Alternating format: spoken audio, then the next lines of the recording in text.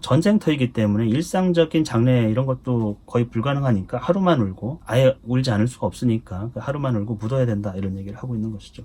근데 아까 아킬레우스는 시체가 썩을까 이런 걱정까지 하고 있는 거예요. 파트로클루스만 특별하게 생각하는. 그러니까 이제 아킬레우스도 뭔가 자기 직분에 맞는 행동이 아니고 자기 감정이 휩싸여 있다 이렇게 생각해 보면 좋을 것 같아요. 230행에 보면은 가증스러운 전쟁에서 살아남은 자들은 먹고 마시는 일을 생각해야 할 것이요. 죽은 자보다는 사실 살아있는 자가 훨씬 더 중요하다. 지금 우리가 해야 될 일은 죽은 자에 대해서는 하루만 슬퍼하고 묻어야 되고 살아있는 자는 먹어야 된다는 거예요. 그래야만 전쟁에 참여할 수 있고 그래야만 삶을 유지할 수 있기 때문에 산자가 더 중요하다. 이 오디세우스 얘기예요. 그리고서는 생뚱하게도 그 뒤에 보면은 마지막 부분에 오디세우스의 연설 아무도 다른 명령을 기다리며 뒤에 처져 있지 마시오. 이것이 명령이요. 아르고스인들이 함선 옆에 남아있는 자는 화를 면치 못할 것이요. 격렬한 전투를 불러일으키도록 합시다. 근데 좀 이상하죠 결론이. 왜냐하면 오디세우스는 계속 먹고 합시다 이렇게 하고 화해의 어떤 진수성찬을 펼칩시다 이렇게 얘기해놓고서는 갑자기 나와서 싸웁시다 이런 얘기를 하고 있는 거예요 지금.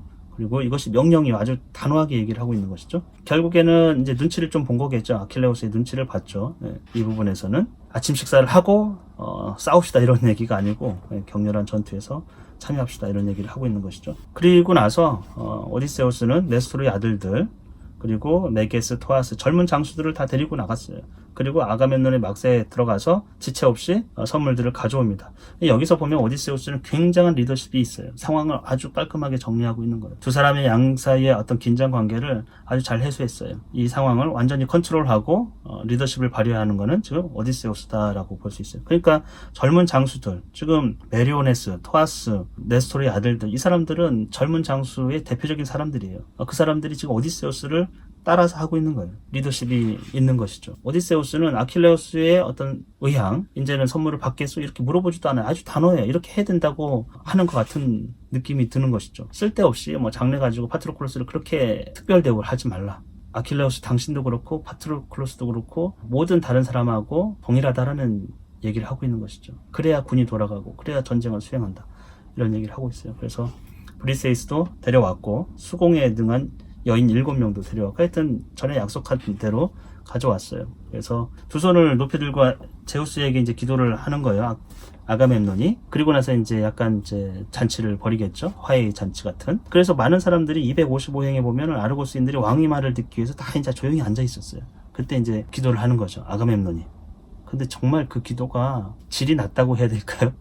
우리가 만약에 이런 상황에서 아가멤논과 아킬레우스가 모든 전 백성이 보고 있는 데서 약간의 긴장관계 다투고 그 상황을 해결한 거는 오디세우스였어요. 아가멤논은 절차상으로 이제 제우스에게 기도를 하고 있습니다. 수태지군요. 소가 아니고 수태지를 죽여가지고 이렇게 얘기하고 있어요. 맹세를 한다라는 거죠. 제우스와 뭐 태양과 지하세계 복수 여신들에게 증인이 되어달라고 하면서 브리세이스 소녀에게 결코 손댄 적이 없다. 이 얘기를 하고 있어요. 동침한 적도 없고 심지어 요구한 적도 없다. 그렇게 얘기를 하고 있어요. 만일 내 맹세에 거짓이 있다고 하면 이제 고통을 내려달라고 제우스에게 얘기를 하는데 많은 백성들이 다 보고 있는데 겨우 하는 얘기가 나는 브리세이스를 건들지도 않았고 잠자리를 요구한 적도 없다.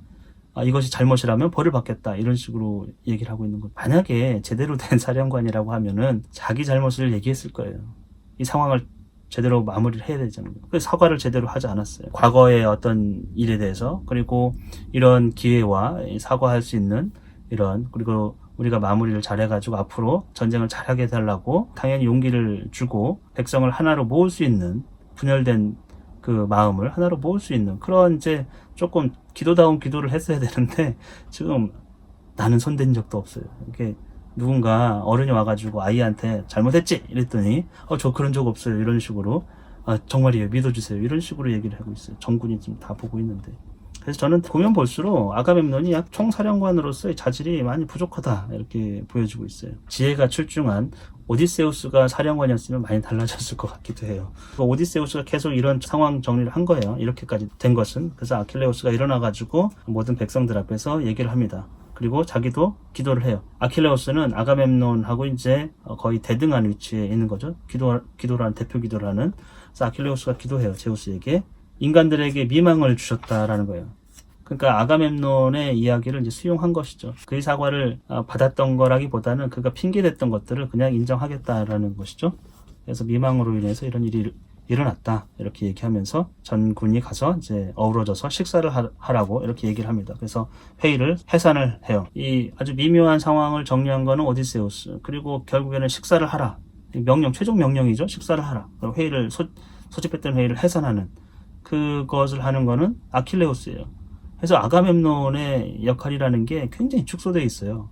그러니까 마치 여기서 보면은 아가멤논보다 훨씬 더 위에 상관에 더 많은 권한이 있는 것처럼 되어 있는 것은 아킬레우스입니다. 아킬레우스가 최종 명령을 하는 거죠. 식사하시오. 지금 전쟁터로 나갈지 아니면 식사를 할지 요 둘 사이에 선택이 남아있잖아요. 그 선택을 지금 아킬레우스가 하고 있는 것이죠. 서둘러 해산해가지고 각자 이제 식사를 하려고 가겠죠. 그리고 또 선물들은 아까 갖고 왔으니까 그거를 미르미도네스죠. 자기 부족들이 갖고 가가지고 아킬레우스 함선에다 갖다 놨어요. 그래서 브리세이스가 파트로클로스를 보게 된 거죠. 그래서 목 놓아서 울고 있는데 이 장면도 조금 공감이 잘 안 되는 장면이에요. 왜냐하면 브리세이스는 파트로클로스 시신을 보면서 얼굴을 쥐어뜯고 브리세이스의 모습을 황금이 아프로디테와도 같다, 여신과도 같다, 엄청 예뻤던 것 같아요. 사실 뭐 파트로클로스의 죽음이 자기의 불행은 아니잖아요.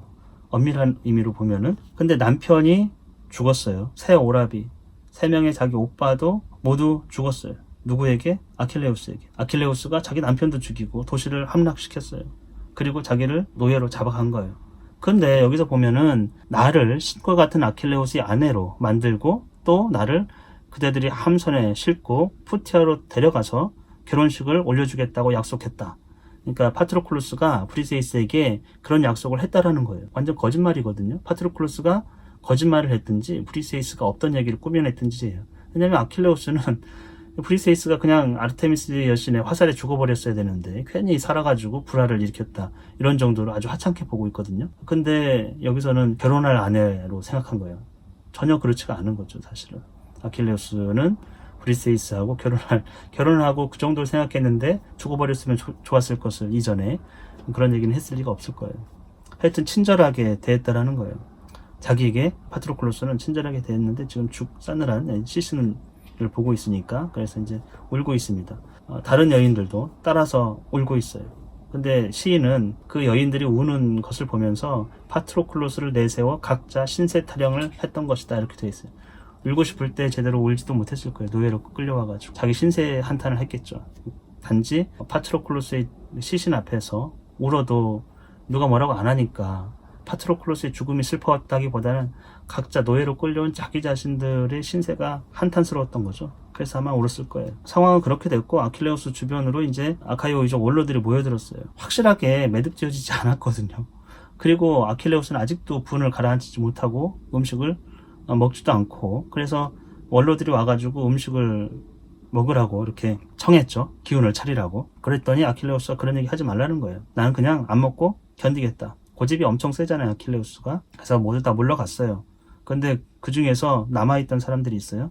아트레우스의 두 아들, 아가멤논하고 메넬라우스죠. 그리고 오디세우스, 그리고 네스토르, 이도메네우스, 그다음에 포이닉스 이런 노인들은 남아있어요.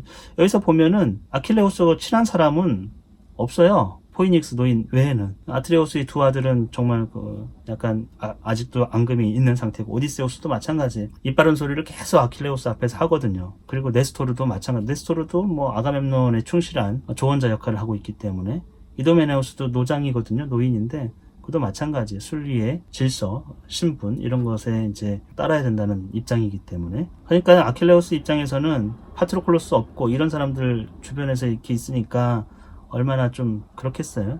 자기 마음을 위로해 줄 사람이 없다라는 거죠. 그러면서 또 이제 옛날 파트로클로스 생각을 합니다. 나를 위해서 손수 맛있는 음식을 차려주곤 했던 그 파트로클로스. 또 음식 얘기를 하는 거죠. 그런데 지금 죽었으니 그 음식도 파트로클로스가 차려줬던 음식이 또 생각나나 봐요. 그자도 없으니까, 친구가 없으니까 먹고 싶은 생각이 없다라는 것이죠. 근데 이제 여기서 아킬레우스의 슬픔은 아버지가 돌아가셨든지 아니면 자기 아들이 죽었다 해도 이렇게 슬프진 않았을 거라는 거예요. 어떻게 파트로클로스 자기 친구가 아버지나 아들보다도 더 훨씬 더 귀한 존재가 되었을까? 전쟁터에서 오랫동안 같이 있기 때문에 그럴 수도 있어요. 이제 아들 같은 경우에는 거의 보질 못했을 거예요. 아들 얘기가 딱 한 번 나와요. 여기서 네옵톨레모스라고. 그는 지금 스키로스 섬에 있어요. 스키로스 섬은 아킬레우스가 숨었던 곳이에요.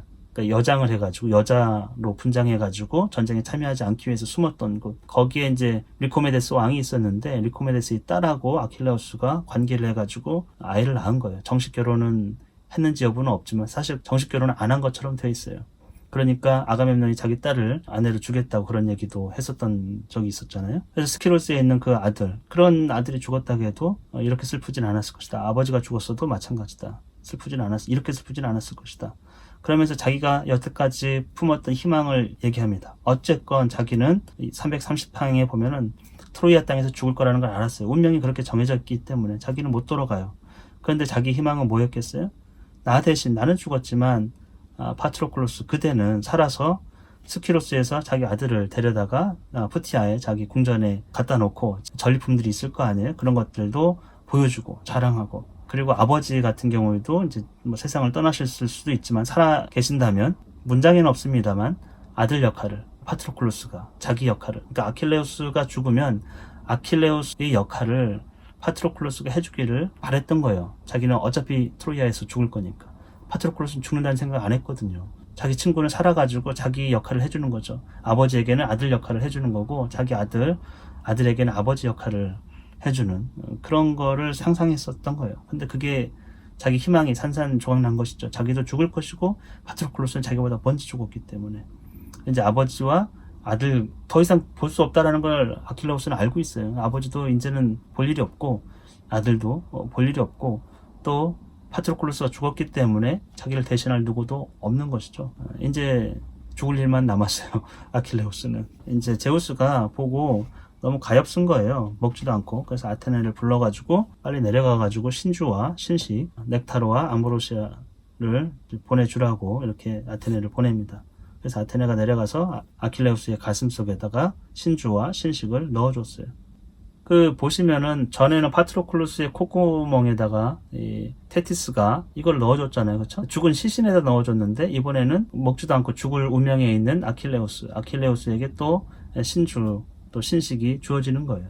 결국에는 같은 처지인 거예요. 지금 아킬레우스도 결국엔 죽을 거기 때문에 죽음에 대한 예비 절차 이런 것처럼 약간 보이기도 하죠. 전군이 쏟아져 나갑니다. 함선에서 밖으로 눈송이가 펑펑 내릴 때처럼 아카이오이족이 드디어 출격합니다. 함선들 사이에서 수없이 쏟아져 나오고 있어요. 청동을 입었잖아요. 막 번쩍번쩍하고 굉음이 일어나고 있어요. 아킬레우스는 이제 그 중에서도 이빨에서 이가는 소리가 나고 으르렁으르렁 거리는 거죠. 이 짐승이에요.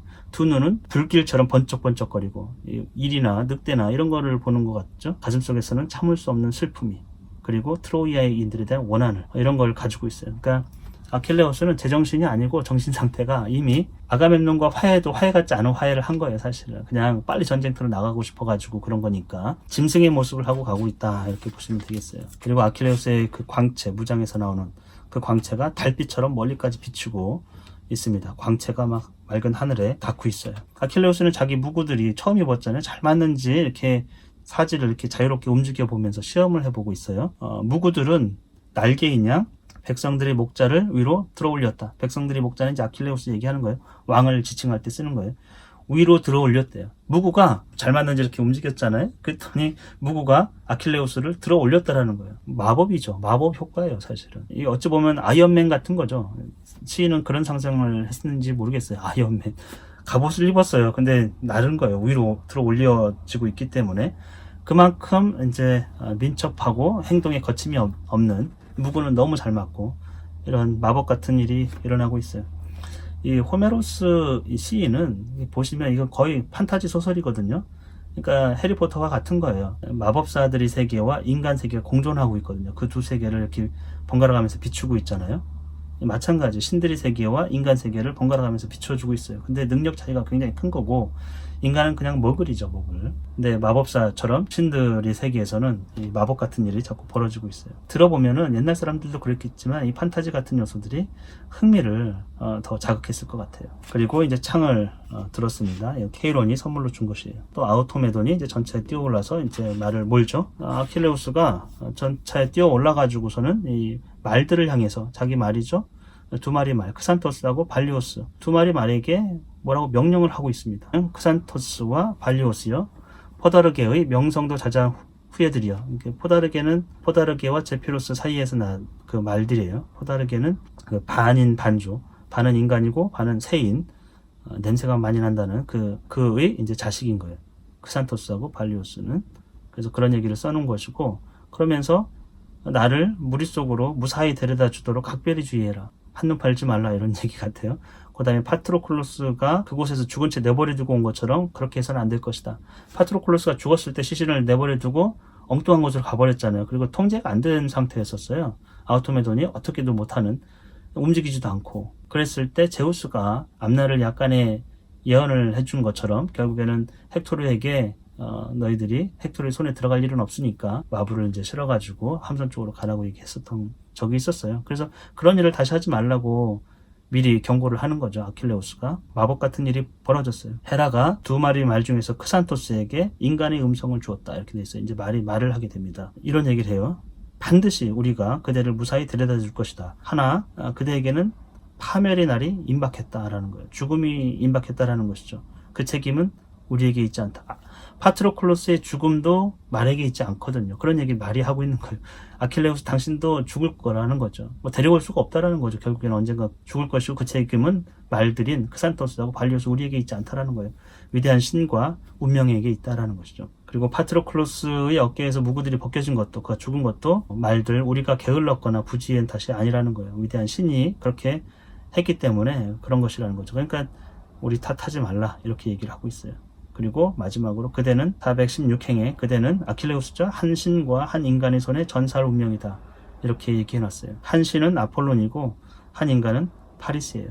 파리스가 활을 쏘았는데 그 활의 방향을 아폴론이 인도해가지고 아킬레스건 있죠. 발목 뒷부분, 거기를 맞춰서 아킬레우스가 죽게 됩니다. 오직 거기만이 약점이 있는데 거기를 정확히 맞췄어요. 말이 말을 하고 있어요. 그때 이제 복수의 여신들이 음성을 막았어요. 음성을 열어준 거는 헤라였고 그 말을 막아버린 거는 복수의 여신들이었어요. 이게 자연 질서에 어긋나니까 복수의 여신들이 그렇게 했나 봐요. 그 얘기를 듣고 아킬레우스가 생뚱해가지고 크산토스여, 어찌 내 죽음을 예언하는가, 이러면서 너답지 않게 내가 멀리 떨어진 이곳에서 죽을 운명임은 나 자신도 잘 알고 있다, 이렇게 얘기를 하고 있어요. 말들을 몰고 제일 앞에 선두 대열로 아킬레우스가 전쟁터로 나갑니다. 그 다음부터는 뭐 어떤 일이 벌어지는지 뻔하죠. 사륙이 벌어지겠죠. 아킬레우스의 참여로 인해 가지고. 오늘은 여기까지 하겠습니다.